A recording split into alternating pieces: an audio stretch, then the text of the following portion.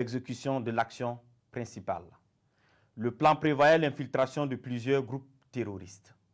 Le premier groupe, chargé de mener l'action principale à partir du 29 août 2024, était composé de 150 terroristes venus du centre-est. Ils devraient se diriger vers la zone de Sapui, puis remonter sur Ouagadougou en vue de prendre le palais présidentiel à Koulouba. Le deuxième groupe devrait attaquer la base de drones militaires pour empêcher toute riposte de nos forces. Le troisième groupe, venu du territoire ivoirien, avait pour objectif de mener des attaques dans la zone de Mangodara pour disperser nos forces combattantes. D'autres groupes devraient cibler l'aéroport pour bloquer tout renfort extérieur, notamment la pose de tout aéronef ami. Durant ces investigations, nos services de renseignement ont été alertés de l'arrestation de 2 individus suspects sans papier d'identité à un poste de contrôle à l'entrée de la ville de Niamey le 29 août 2024. Après des auditions rigoureuses, ils ont révélé être accompagnés d'un certain Akouchi qui avait déjà passé le 10 postes de contrôle. Ce dernier a été arrêté plus tard, le lendemain, le 30 août 2024, à la gare Rimbo, à Niamey, alors qu'il tentait de s'échapper.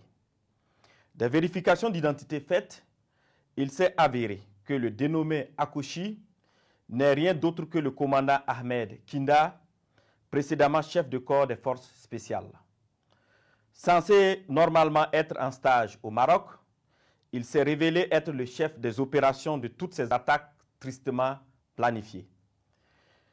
Les 2 individus suspects se sont révélés être en réalité 2 chefs terroristes, nommés Ousmane Abdoulaye et Amadou Idrissa. Toutes ces arrestations ont permis de dénouer une grande partie du complot et de mieux comprendre les manœuvres visant à déstabiliser notre nation.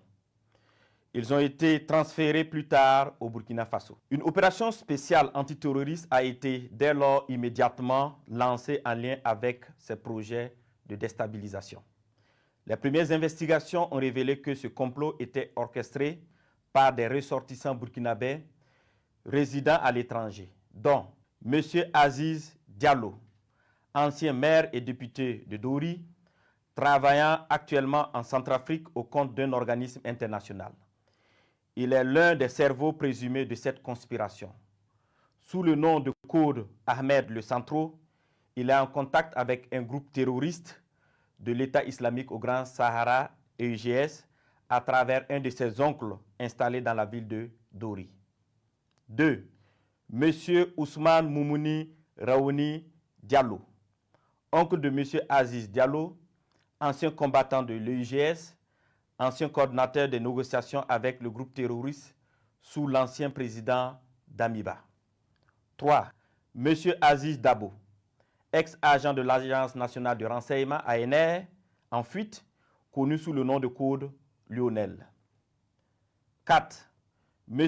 Abdoulaye Bari, connu sous le nom de code Le Voyageur, il est le lien entre les puissances occidentales, les terroristes et la partie militaire. 5. Un certain Serge Maturin, journaliste nigérien d'origine ivoirienne, représentant Le Voyageur au Niger. Il a hébergé le commandant Ahmed Kinda la nuit du 29 août 2024 pour lui permettre de s'échapper et devrait faciliter également l'infiltration de tout le commando à l'est du Burkina Faso. M.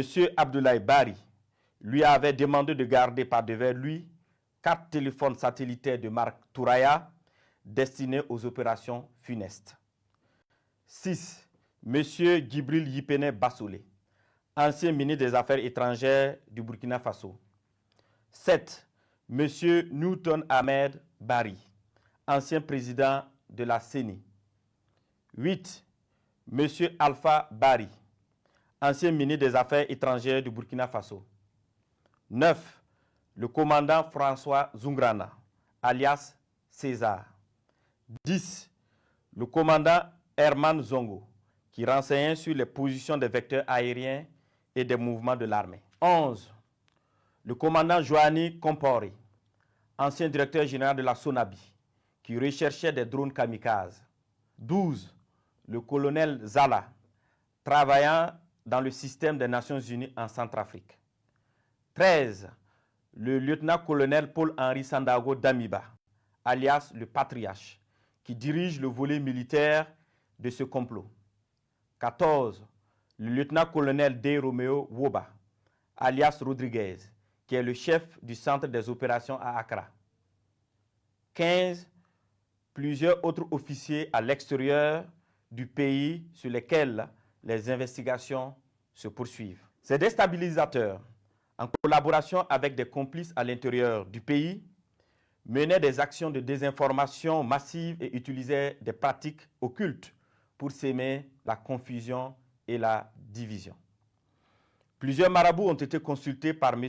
Abdoulaye Bari, alias le voyageur, qui s'est fait aider par le sergent-chef Tendano, alias Taylor, ancien élément des forces spéciales qui sera arrêté plus tard par nos services de renseignement.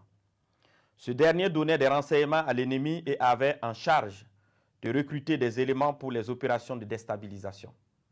Il a en outre pris contact avec son père, marabout très connu dans la zone de Bogandé, afin qu'il travaille à ce que les infiltrations des terroristes se passent très bien.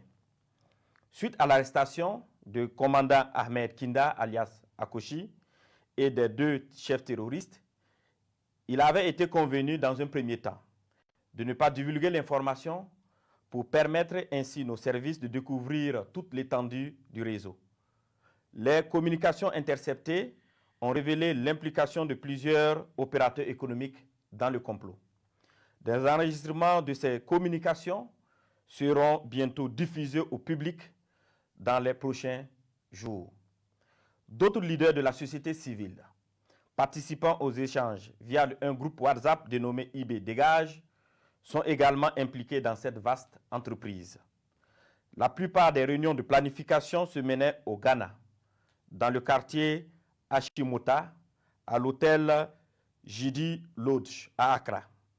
Certaines autres réunions se menaient à Tamale, en présence de M. Abdoulaye Bari, alias le voyageur, et du lieutenant-colonel D. Romeo Woba, alias Rodriguez. Dans un second temps, il avait été convenu que le commandant Ahmed Kinda, alias Akoshi, le sergent-chef Tendano, alias Taylor, et les 2 chefs terroristes, accompagnés de l'une de nos équipes, montrent le site de stockage de leurs équipements et de leurs matériels divers.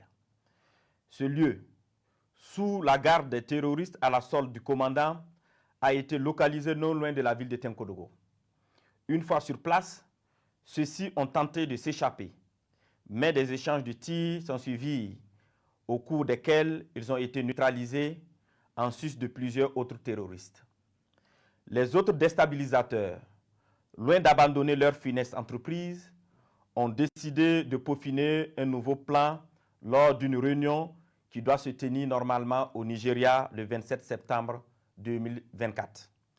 Il s'agira pour eux de recruter de nouveaux terroristes, en sus de recruter 500 mercenaires en provenance d'un pays européen pour des attaques à grande échelle à Ouagadougou visant à semer la terreur. Toujours dans leurs prévisions, ils ont décidé de tuer tous ceux qui s'opposeraient à leur action en faisant référence aux populations dans le cas où elles se révolteraient. Ainsi, pour préserver leurs familles et leurs proches de toutes les représailles des populations contre eux, ils ont décidé que chacun d'eux exfiltre sa famille et ses proches avant le début de leur opération. Grâce aux informations recueillies, nous avons pu identifier les participants prévus à cette réunion de coordination à venir au Nigeria, parmi lesquels devraient figurer 1. Le commandant Ahmed Kinda, alias Akoshi. 2. M. Abdoulaye Bari, alias le voyageur. 3. L'ancien DG adjoint de l'ANR, radié des cadres des forces armées nationales, M. Ouedraogo Sekou. Le lieutenant-colonel D. Romeo Woba, alias Rodriguez, ainsi que des personnes issues de ce pays frère qu'est le Nigeria, qui sont impliqués dans cette sinistre entreprise. Tous devraient faire jonction avec M. Gibril Yipene Bassolé et certains éléments des services de renseignement occidentaux. Fort de ces informations avérées et au regard de la gravité extrême de ces actes, il a été décidé de maintenir l'opération spéciale afin de neutraliser toute personne qui tenterait de semer le chaos dans notre pays. Des instructions fermes ont été données pour rétrocéder au service de renseignement burkinabé l'ensemble des dossiers initialement judiciarisés afin de reprendre les auditions. À l'endroit des familles et des proches de ces terroristes, il leur est conseillé de les dénoncer, de les dissuader de poursuivre dans cette voie destructrice et de se départir formellement de toute action subversive. À l'endroit des familles et proches de ces terroristes, il leur est conseillé de les dénoncer, de les dissuader de poursuivre dans cette voie destructrice et de se départir formellement de toute action subversive. La récréation est terminée. Je répète, la récréation est terminée. Voilà, Madame, Monsieur, c'est tout pour cette édition spéciale sur la déclaration du ministre de la Sécurité, Mahamadou Sana. Nous vous réitérons nos excuses pour les difficultés de diffusion survenues antérieurement. Merci pour l'écoute et de votre fidélité à la RTB. Bonsoir.